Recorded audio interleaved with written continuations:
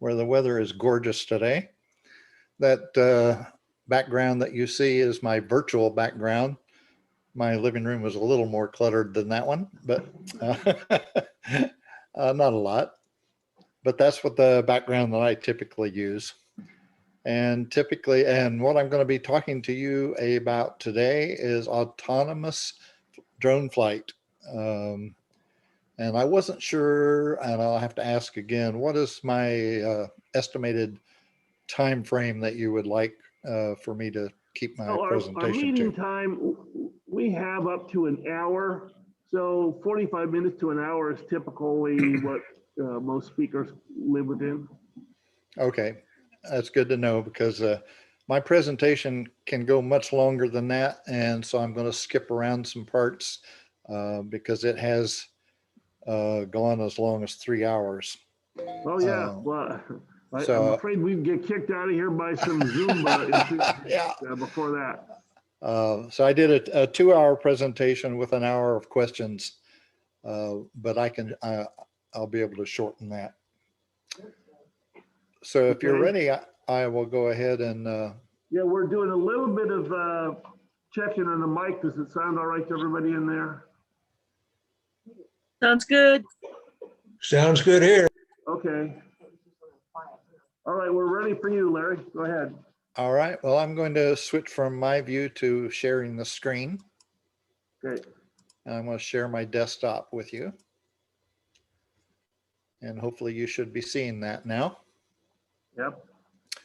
Again, this presentation is on autonomous flight. And if you're here, you're undoubtedly interested in computers, but you also might have an interest in photography or radio controlled flight. And that's what I'm here to show you about. This is DroneLink. This is the application I'm going to be talking about throughout this presentation. This is an app that runs on a web browser for creating autonomous flights. And by autonomous flights, I mean that I set up a path or a mission, if you will, on my computer using a web browser. And then I go to the on-site and I load that mission into my drone and I press one button and it flies the entire flight for me and lands with no need for me to interact. I've got a John Morgan here wanting to come into the room. Do you want me to admit them? I got him. Okay. So that's what we're going to be discussing. And again, since this is a longer presentation, I will probably jump around a bit and skip over some parts. So if you are going to get a drone, there's a few things you should be aware of. One of them is that you're likely to meet some what they call Karens out there. And you should know what your rights are and be prepared to deal with those types of people. You should understand your local regulations before you fly, and you should stay below 400 feet. Besides that, your photography looks much better at lower heights. And there is a rule about not flying over people. There is a license required for commercial use, but not for hobby use. The FAA rules do not require registration for the drone that I'm going to talk about, which is the Mavic Mini 1. There's also a Mavic Mini number 2, which was released recently. Both these drones weigh less than 250 grams. But if you do go ahead and register it, it costs you $5 for, I think it's 3 years of registration. If you're going to use your drone for commercial use, you need a Part 107 license, which requires $150 and taking a test, which is very difficult. 400 feet is the flight limit here in the USA, although I do see people flying higher than that, and that is definitely not allowed. Costs associated with getting into a drone we have a Tello drone, which is $99. And I see we've got a Steve Boehner wanting to enter the room. I got it. And okay, and we have a entry-level Mavic Mini 1 drone, which is $399. And we have the Mavic Mini 2 is at $449. And if you spend an extra $100, you can get what's called the Fly More package. That gives you extra batteries, which more than pay for it.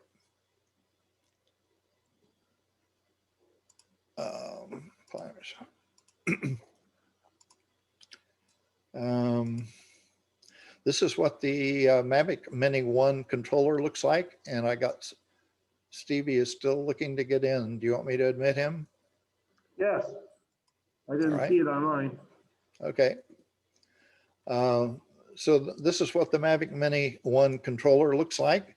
And it has a place here where you can insert a smartphone. I actually use a iPad mini 5th generation tablet. So I have to have an adapter that goes in here. These are your antennas, which work off of 2.4 and 5 gigahertz frequencies. And they give you a range of at least 2 miles, 2 to 4 miles, depending on which Mavic Mini you have. And these are the specs for the Mavic Mini. It shoots 2.7K video. And I'm not going to talk about the DJI Fly app. We're going to skip over that one because we don't have time. The Mavic Mini has 2 sensors on the bottom, and they are used to sense the proximity to the ground. And if you fly over water, those sensors can confuse the drone and cause you to crash into the water and lose control of your drone. So you have to be careful flying over water. As long as you're up at a good distance, you're okay. But if you get down close, the waves and such can force your drone off course. If you disable those sensors by putting tape over them, it puts the drone in ATTI mode, which is unstable and very difficult to control.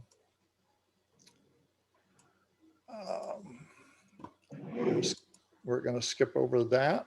The Mavic Mini is quiet. So typically people don't realize it's up there. So that's kind of a good quality.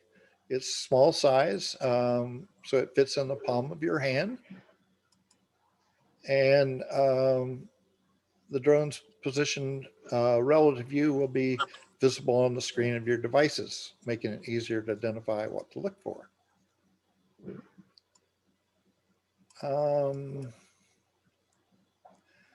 So with autonomous flights, I'm not going to talk about the DJI or the Litchi apps. I'm going to be talking about DroneLink due to time restrictions.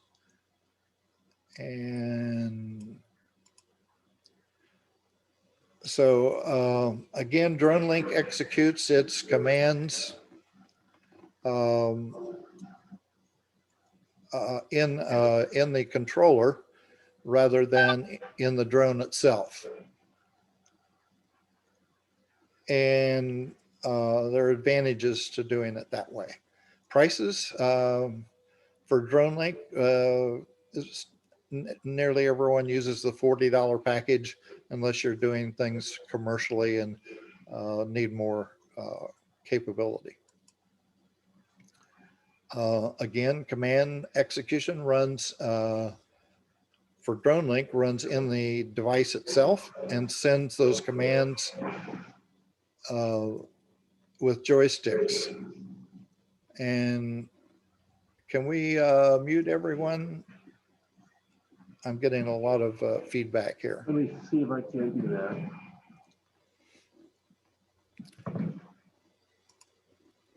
I'm not going to be talking about HDR Pano 3D. That is another application.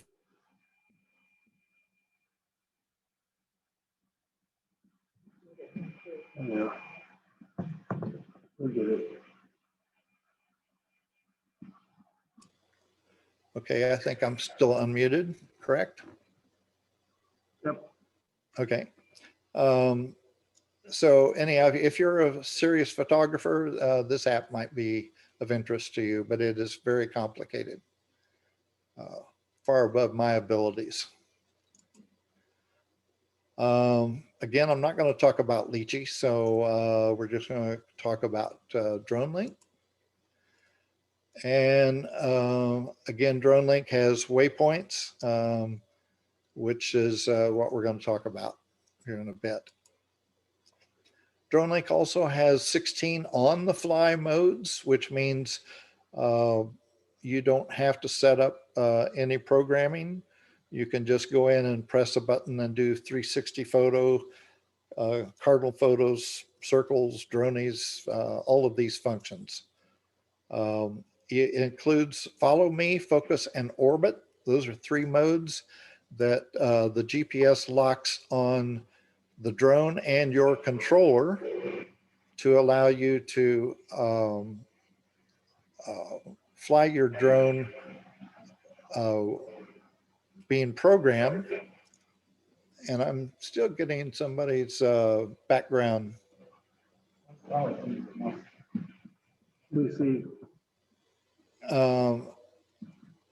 And so if you're going to use any of these 3 modes, follow, focus, or orbit, that requires a cellular device with GPS. And since I use an iPad mini, I have to have the cellular version of it because the GPS chip does not exist, and you won't have that capability unless you get the cellular version of the iPad. Same goes with any of your smartphones. They have to have cellular service if you're going to use these 3 different modes.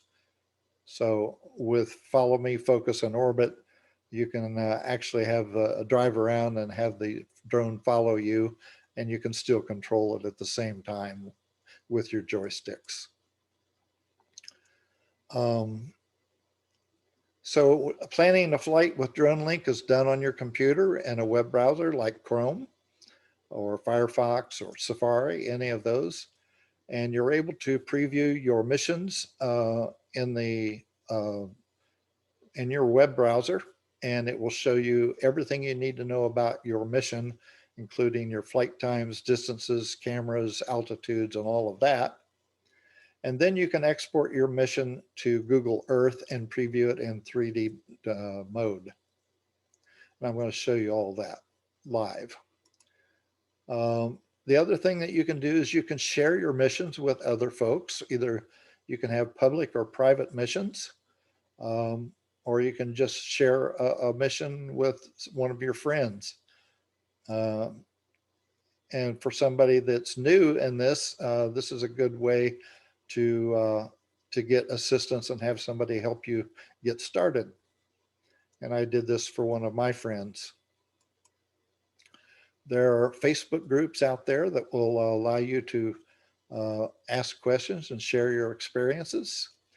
And DroneLink has a support forum, and in addition to a couple of different Facebook groups, including an advanced group.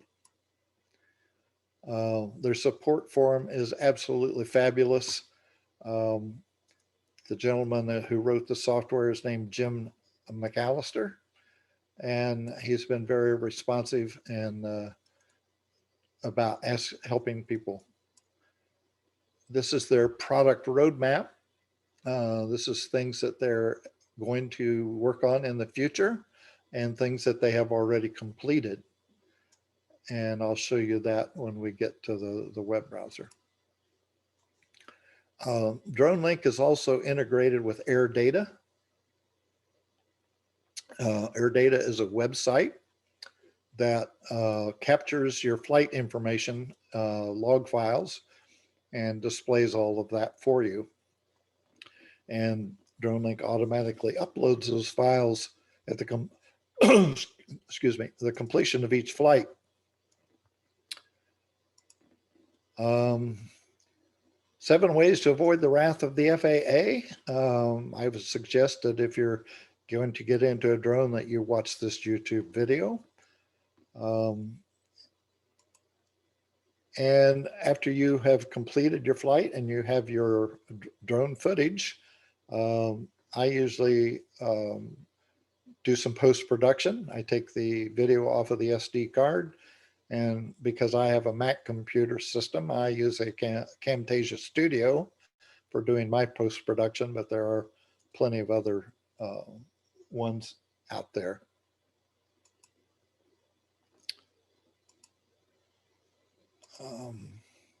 So with that, I'm going to jump out here and do a little bit of a demonstration for you. And let's find my web browser.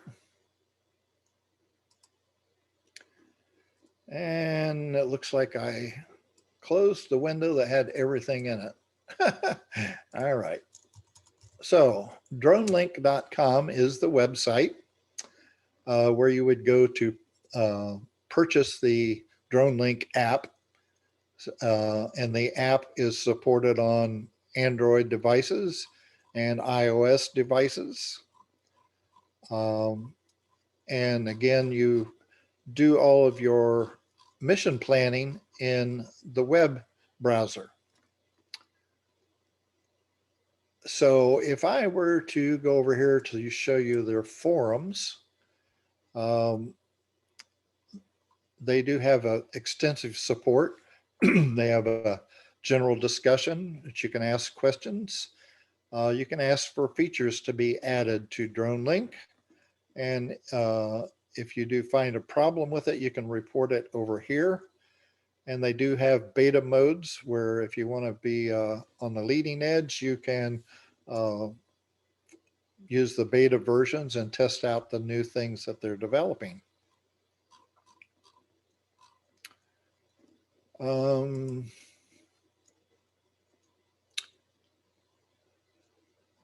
Price wise, yeah, I said they are about $40. Okay, the other thing that we might want to talk about is Facebook groups.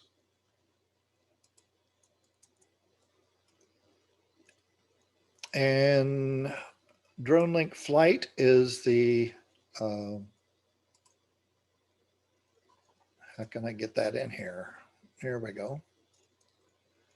So DroneLink Flight is a Facebook group where users go in and they can post questions, or in this case, somebody has used their drone to create a 3D map, which is something I have not done yet, but this is kind of interesting. I'll give that some moment to load up. And there is their 3D map that they created with their drone.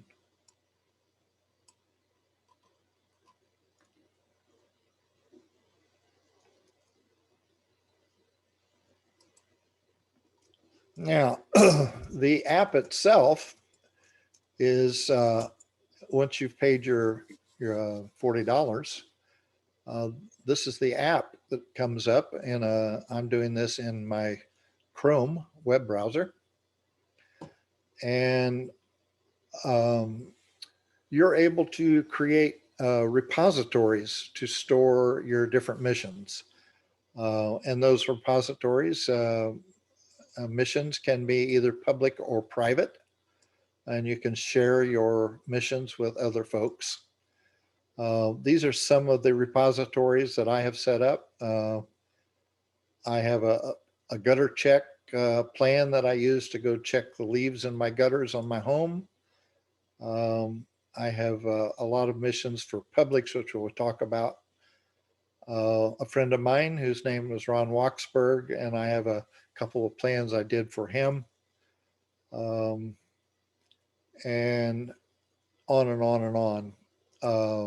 I even did a um, a plan for a cemetery for a friend of mine that has a membership there and wanted to do some video at a cemetery. And I've done videos around water towers and all of that sort of stuff. This is my latest repository I've been working on. Um, the view that you see right under here is just a short distance from my home. This is called the Shops at Lake Village, and the Publix here in the center has been torn down and is being rebuilt. And I have been doing flights over Publix since September, not on a daily basis, but every few days. And I have 142 flights that I have done so far, which brings me to something else I wanted to show you, which is Air Data, which is a website that allows you to take all of your log files, and they get uploaded as you complete your flight. And as you can see that I went out and I did a drone flight this morning at about 10:25 a.m. And if I go into the large map, again, I'm in the area where Publix is, and they've torn down this what used to be a car wash, and they're repaving this area in here. And this morning was the first time in 140 some flights that I've had a problem. For some reason, the drone landed prematurely and landed into some bushes right here. And I'm still looking into what caused that. Yesterday, I did the same mission and it completed properly, although it did not do exactly as it was supposed to. So I know I have a problem in my mission plan. On February the 24th, I did another mission in which I took off from this area here and I went up over into this area. And this particular store here used to be a mattress store, and they're putting up new signage there. So I'm taking video of the signage, and then I come up around this direction and follow it around here. And then when I get up to this area here, I'm taking a photo or video of this corner because I've done some work there. And then I drop my altitude down to 40 feet as I come back across the front of Publix and come over here and land in the parking lot. So let's get back to, this thing is in my way. Come on. Drone link. I don't want to be there. I want to be here. So again, this is a two-dimensional map. And if I go into shops at Lake Village, and I can pick any of these different plans that I have created. And I have 3 of them here. This one here, again, is the one that I flew today that is looking at this parking lot that they're repaving. This is the one that covers the entire complex. And this one over here is the loading dock. They're doing work right currently behind Publix in the loading dock. So this particular plan was set up to take off from some trash cans over here, go up and then fly along the back side while I took a video looking down on the ground. And all of these things are where you see the A, B, C, D. Those are places called waypoints. And you can have as many of those as you like. And I'll show you a little bit more about that in a moment. So I set up some pre-planned pre-flight um, options where I set my drone altitude, distance, battery warnings, and my return home altitudes. And then I set up my video mode, such as I could set up photo or video mode and set up my camera uh, quality video standards, my video format, and such as things like that. And then I do a camera start capture, and then I go to a clockwise path, um, which can have points of interest in them or waypoints, of which I have 13 in this one. And then markers. And what the markers do is they allow you to set parameters such as height, gimbal altitude, gimbal pitch, your drone speed, and again your height, things like that. So each of these markers, they're marked with numbers. Like there's the number 2 down here.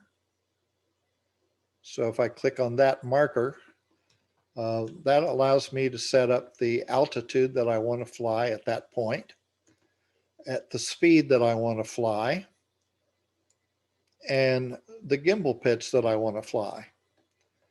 And you can have the gimbal pitch either be off of the horizon or off of your path. And then you have interpolation parameters that allow it to do it a little more smoothly. So if we go back out of this one, go back out of this one, and we close this one.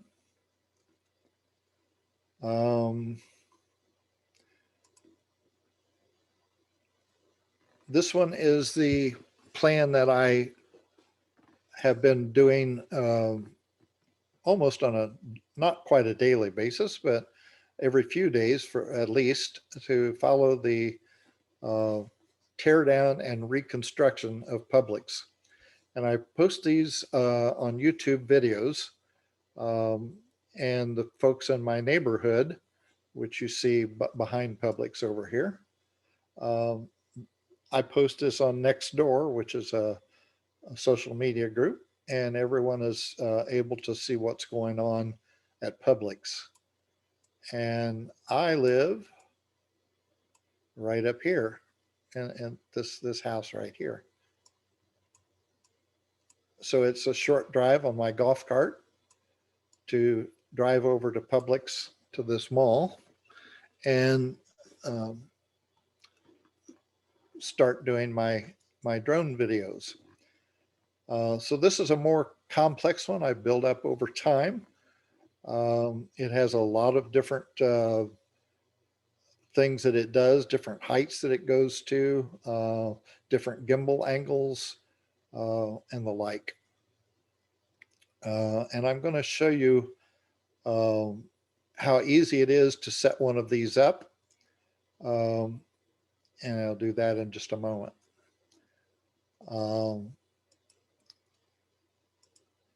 But if you're interested in checking out any of the videos that I have done, I post my videos under the name of Flash Solutions.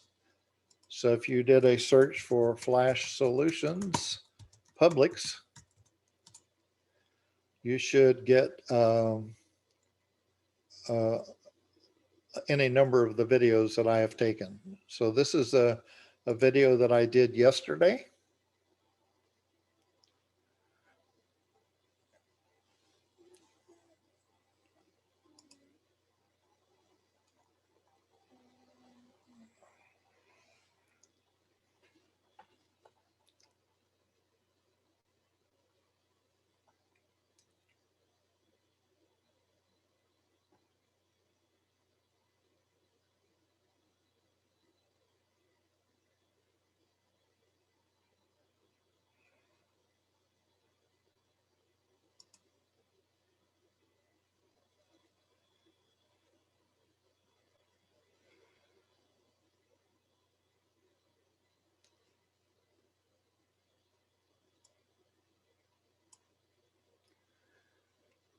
So that gives you an idea of what you can do with these. Again, when I go on site, I press one button and it flies this entire mission for me. Um, Sometimes when I go on site, the uh, place where I want to fly from may have a car parked there, in which case I may have to alter the flight, which is very easy to do. I can just come in here and move my positions around to a new spot and take off and land from that new area. So we're going to zoom out here a bit, and right across the street is a Home Depot. And so I'm going to show you just a brief uh, thing of how we would set up a new mission. And we will go, we're going to do a new plan, and I'm going to drop a pin over here by Home Depot. We'll call this the Home Depot plan.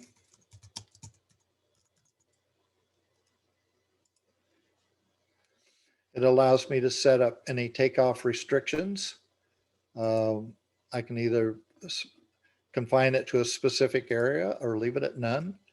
I can tell it what I want it to do when it finishes. I can either return home, do nothing, or auto land. And I can set up my speed limits and my descent rates and ascent rates, my rotation rates, and all of that. And then I can import, I can include things from my repository, or I can create lists. I can fly to a destination. I can create an orbit around a point of interest or a path, or I can do a mapping function. Um, or I can fly the drone to a series of points to capture data, or we can do a facade. So these are some of the different things that you can do. And I'm just going to select path, and I'm going to drop a pin just anywhere. And I'm going to say that I want to fly 60 feet off of the ground for my takeoff location. And this created two waypoints for me, A and B. And what I can do is just grab those waypoints and move them around. And I can zoom out. So I can put A and B here. And then I can add another waypoint. So I can just insert C and have it go up this direction, for example. Let's insert another one. Let's put that one over here. Move that one around here. And let's insert another one. No, I don't want to do that. Let's do, well, I'll do it this way. We'll return this one back down to here, put this one up here. Just to give you an idea how easy it is to move these around once you get to where you want to go, and if you need to make changes to it. So you just grab these and move them to where you need them to be. And then you can set up markers. You can drop those anywhere along your path. And you have things that you can set up, such as altitude, your drone heading, points of interest. So if you want to keep your camera focused on a particular spot and have the drone fly while it keeps the camera on that spot, this is done with a point of interest. If I want to set up a drone heading, I can have that drone heading be linear, curved, or no, or none.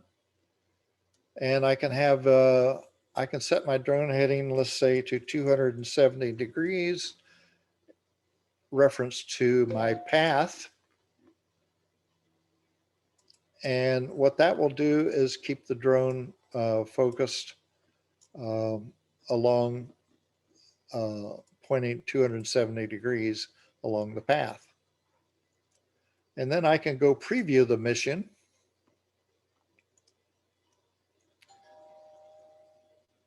And Someone is at the front door.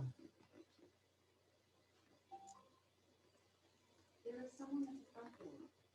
so this is what my preview looks like.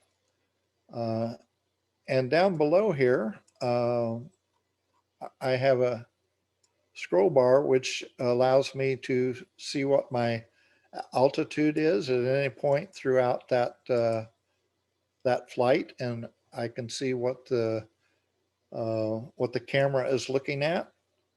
I can check horizontal distance, horizontal speeds, vertical speed, rotational speed, all of these things.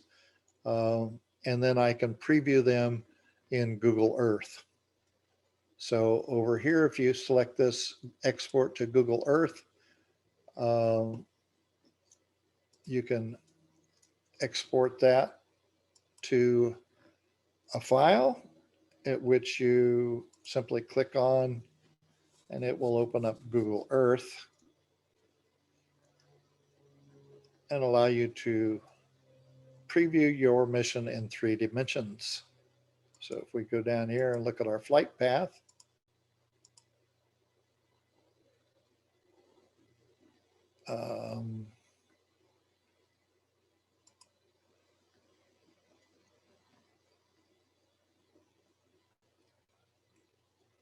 we can see that that's what our flight path looks like. And if we go to our motion,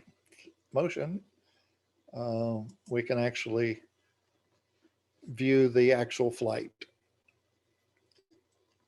So we see we got a water or a AT&T tower over here.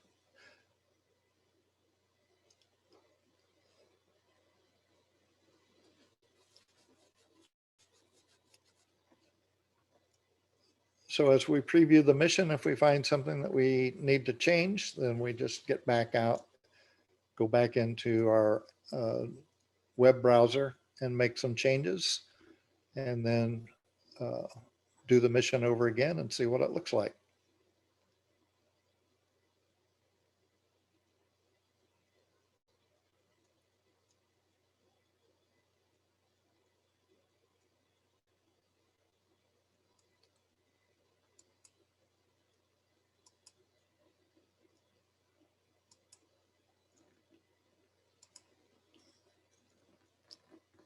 Now this is a little more complex than that. There are many options that are available. The entire DJI software development kit is available. You can create your own specific functions if you like, in addition to all of the ones that are available through the app itself.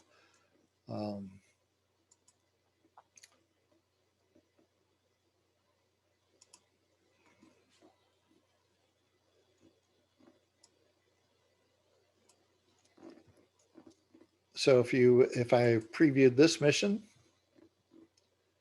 which is a little more complex,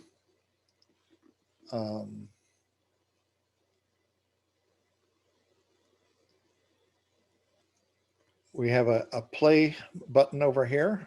We have the times listed. So this is a 7-minute and 46-second mission. And it tells me what is going on with my different paths, with my different approaches, when my camera is turned on and turned off, what my altitudes are. And if I go to any of those places in the video, I can see what the actual altitude is set for.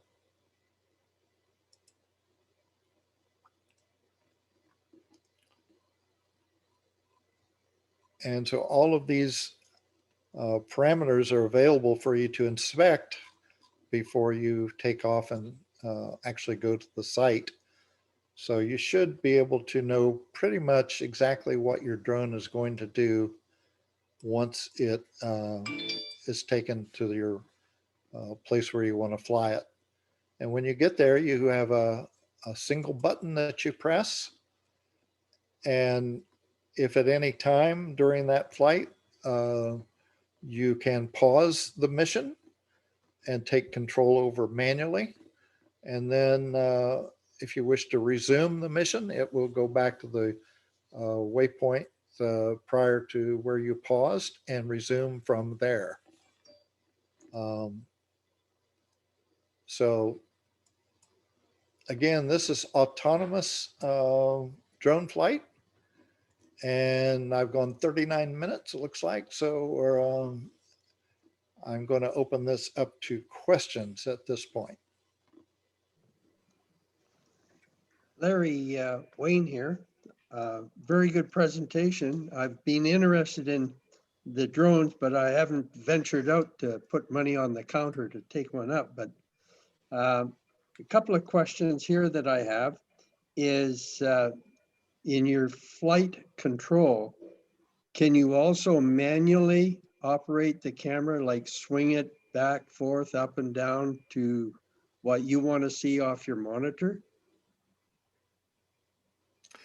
Yes, you can do that manually. Now the DJI Fly app is what is a native app that you would use to fly manually, although you can use DroneLink as well. DroneLink also has on-the-fly modes in which you can fly over to manually fly over to an area and then select one of the on-the-fly modes like an orbit. You can control the gimbal angle and all of that right from your controller.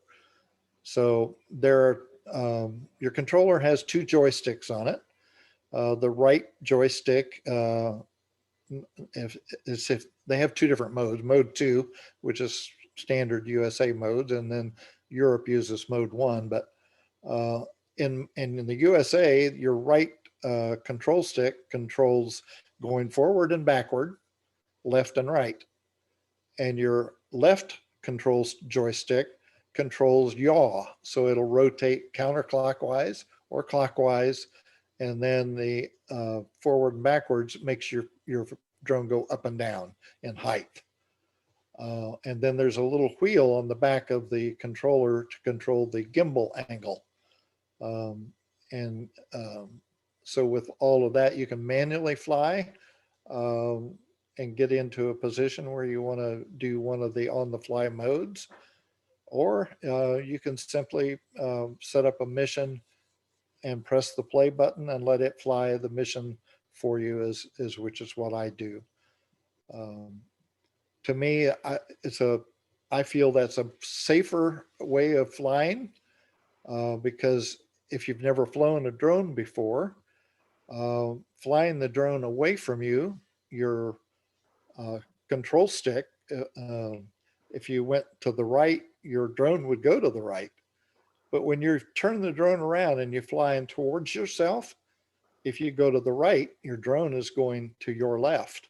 So it takes a bit of experience to get used to having your mindset up in that drone to know, and so that your fingers do what they need to do naturally without thinking about what direction you need to fly. But go ahead. I understand that, but when throughout your presentation, I sort of got the impression that you primarily fly your drone on a set route or a planned route, and all of your camera angles, your picture that you observe is virtually vertical. Now, the reason No. I ask is that you're traveling this route and you use the sticks. Do you flip it over onto a camera mode and then you want to raise or lower or change your angle of your camera with your drone actually flying straight along? Or that was the point that I was getting to. Right. Well, when I create a mission, I actually tell it all of those things. I tell it what gimbal angle I want, or if I set up what I call a point of interest, then the drone will fly along and rotate itself to keep the camera focused on that point of interest.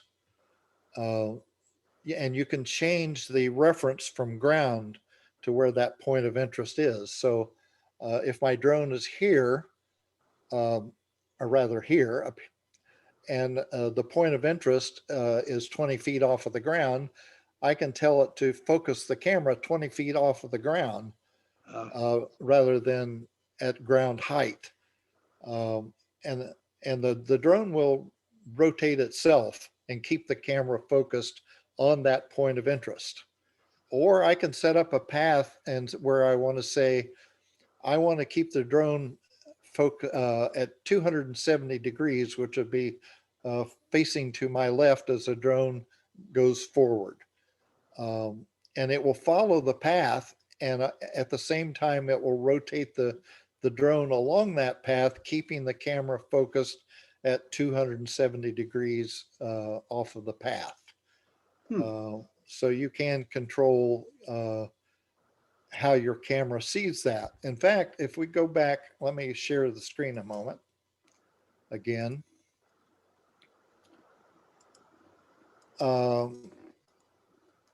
And let's just go out here and let's see if I can do this.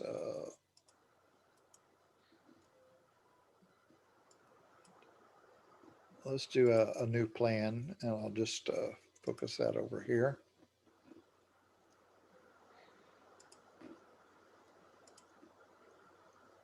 And let's skip all of that. I can do what's called a simulated drone. And here you see the drone is simulated, and it has a red dot right up here. And that red dot is showing you what where the camera is focused. And so I can change that. For example, I can move that in, and you see that kind of grayed out area. That's showing you exactly what the camera sees. And it also tells you over here that my gimbal angle is minus 41 degrees when I brought it in. So if I bring that in tighter, you can see that it's coming in. There's minus 62, for example. And there's minus 39. Mm-hmm. And it also tells you what the compass heading is. So you can use the simulated drone to help you decide how you want the camera to be focused. Yeah, That help? it sure does. One other point with Google and its latest updates and permission that it requires. One of the reasons that the permission says that for all photos and files that they have access to them. Would they be using some of this for their own Google mapping or street maps or any of that? Well, I assume actually this particular map is Bing Maps. It's not Google Maps. I believe you can change which set of maps that you use, but by default, DroneLink uses Bing Maps rather than Google. Now, Google Earth, where we actually export that mission into Google Earth, I think you can make those public if you like, but I don't know what the privacy rules and stuff relate to on that. Well, it was my understanding that with the latest update, when you, the user, to use it, you have to grant Google permission access to those pictures. And I was just wondering, can you restrict Google from using that because you're on a Google website or Google transport system? I don't know. I don't know. Again, you can use Safari or Firefox. You don't have to use Google Chrome. And again, the maps are by default are Bing maps. They're not Google Maps. But I believe there's an option to change which maps they use. I haven't really concerned myself with privacy issues as to that for as far as that goes. Okay, thanks. I have a question. Sure. I have a 12-year-old grandson and he dog sits. He has a very nice large yard all fenced and he kind of dog sits. And I'm contemplating getting him a drone so he can take pictures of the dogs during parts, times of the day, and then he could send them to their owners so they know how happy their dog is in the yard. And kind of like, you're at work and you get this little picture of the dog playing and you feel better about not being with it. Anyway, is that a possibility with these drones? Could he do something like that? Yes, but you would have to be, close proximity to it. It would, it would be you can do that. There is a follow me mode, but the follow me mode works with the controller. So it's, it follows the controller, not, you couldn't have it follow an animal, for example. There is another app, which I didn't talk about, it's called Litchi. And Litchi would be able to do that. But with Drone Link, you can select a point of interest in your yard and you can go up and fly around in an orbit, for example, and keep the camera focused on the yard to see what's going on. That might be one way to do what you're talking about. So if I just got him the $100 drone, does he still need this smartphone? Because he doesn't have one. Does he need a smartphone to take pictures, or can you just fly his drone in his own backyard and take some pictures with it? Well, I talked very briefly about a entry-level drone called the Tello. But again, that that takes the use of a smartphone, pardon me, to capture the video. Now, the Mavic Mini, which is the $400 drone, the photos and video is captured in an SD card in the drone itself. You do not need to have a smartphone to fly it. You can fly it with just a controller. And you can take video and you can take pictures with the buttons that are on the controller. But you wouldn't know what you were taking pictures of unless you had a smartphone on there to actually see what the drone is seeing while you fly it. But it is possible to fly the drone without a smartphone and just visually watch it. But if you, I wouldn't recommend doing that. I would want to use the smartphone so that I can see what the camera sees.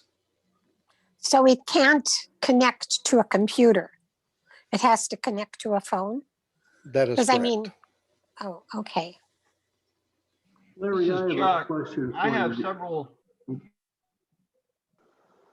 Go ahead.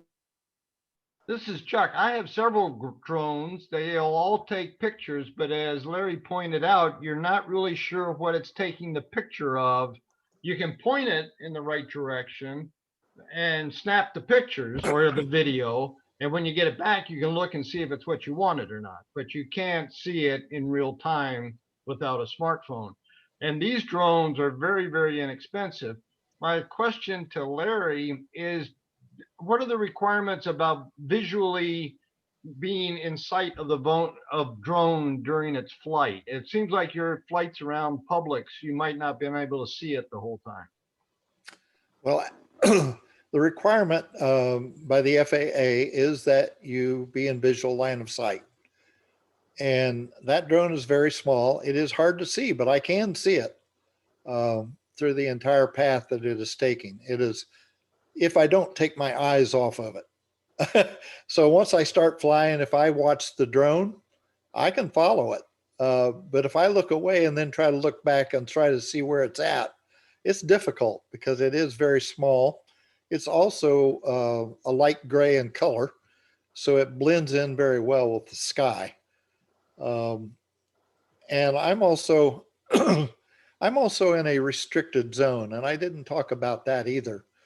Um, I'm within 5 miles of an airport, and as such, I am restricted in altitude. Um, and technically, I'm supposed to get permission.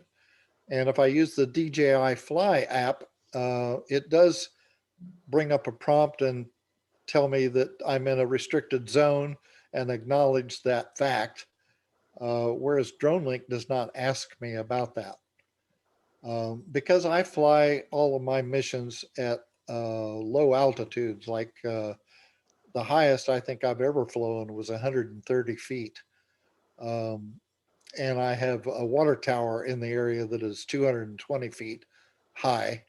I don't think I'm going to get in trouble with the FAA by flying 60 feet in height, although I am in a 400-foot flight zone, even at the place where I'm flying at Publix.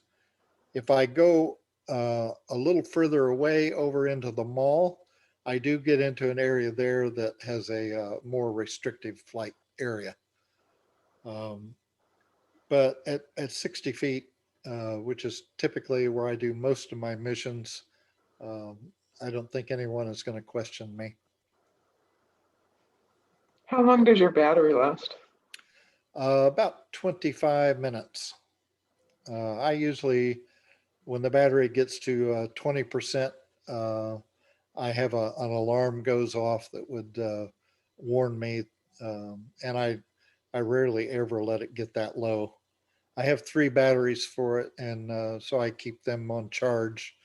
Um, but you could fly a good 25 minutes on one battery.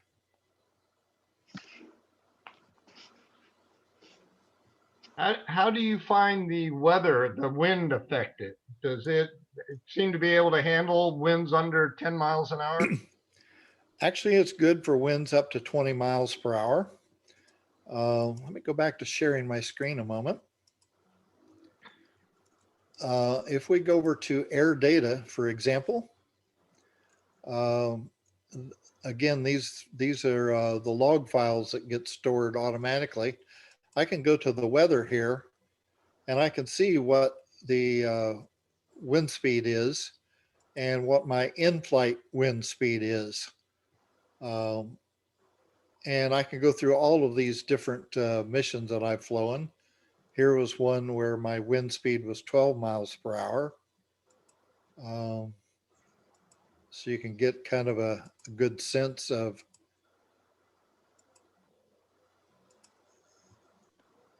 the different wind speeds that I've flown in.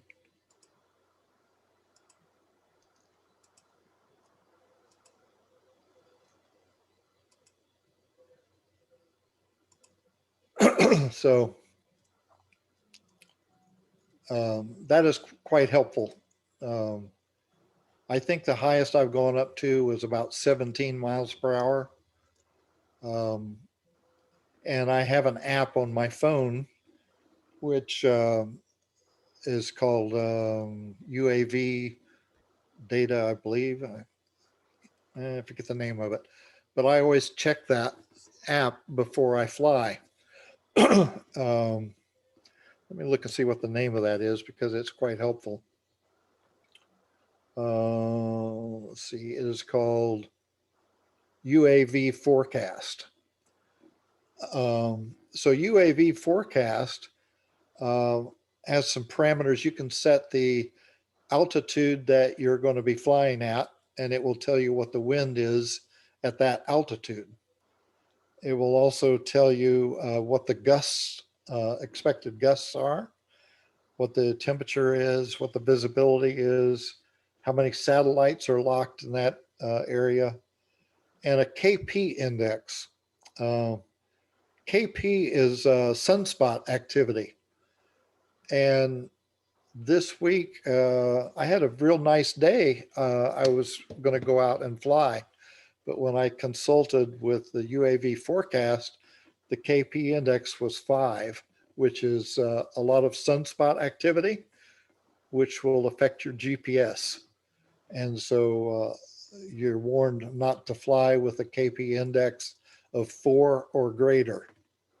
So I did not fly that day just for that reason. It sounds like you certainly should have membership in this drone link with all the information that you get in the background. Yeah, I did not mention that there are YouTube tutorials that cover every aspect of DroneLink. And DroneLink is quite robust.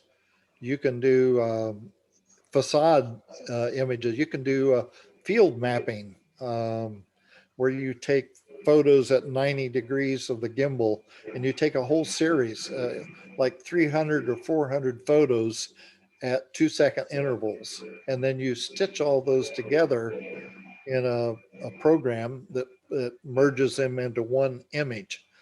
And then you have a giant map of an area. And I have done that as well. So the tutorials cover all of the different aspects and capabilities that DroneLink offers and shows you how to set them up. And they have a large number of folks who are on Facebook. You can ask questions and people who are knowledgeable will respond and answer your questions. And the fact that you can share your missions with your friends or the public, or for example, Jim McAllister, who is the developer. If you submit a bug report, for example, he may ask you to submit your plan, your mission plan to him as a private share. And then he can look at exactly what you did in that mission so that he can either alter the plan and send it back to you, or he can advise you what needs to be changed or things of that nature. There's another Larry, gentleman. This is Scott. I'm afraid we're gonna have to cut it short. We're gonna get kicked out of here by some exercise enthusiasts in a minute. So I wanted to make sure we thank you properly for joining us today. Learned a whole lot more than I ever thought I could know about autonomous drone flight. Thanks again, Larry. Thank you for having me. And, My email address is Larry Fortna, Fortna, @gmail.com. If you have questions, be sure to send me an email. I'd be happy to answer them for you. Okay, thank you very much. Okay. You'll put his email in your capture email, Scott, would you? Yes, we will. Thank you. And with that, we'll bid everybody adieu. Have a good day. Go enjoy some of the nice weather wherever you are. Thank you. Thank you. Chuck, are you still there? Yes, sir, I am. Yeah, just a question. You mentioned you have, can we still use the website though, Scott? You mean the Zoom link? Yes. I'll leave it up for a minute or so. Okay, I just have a couple of questions for Chuck because he seems quite knowledgeable, having several drones he mentioned. One of the questions, have you flown yours over water at all, like lakes or swamps or whatever? No, no, I really haven't flown over water. I've mostly flown them around my backyard, to be honest, or maybe in a schoolyard. I don't trust it getting very far away. Okay, no, that's one of the areas I'll have to YouTube to find out because I also do boating and fishing, and of course, I don't want to dip the drone into it. All right, yeah, Well, thanks. you really shouldn't have any trouble dipping it into water because the ones I have are manually flown. I don't have any of these programmable drones. So I can see it and fly it at any altitude I want at the time. Oh, okay. Thanks. Have a All good right. day, everyone. You too. See you. Bye.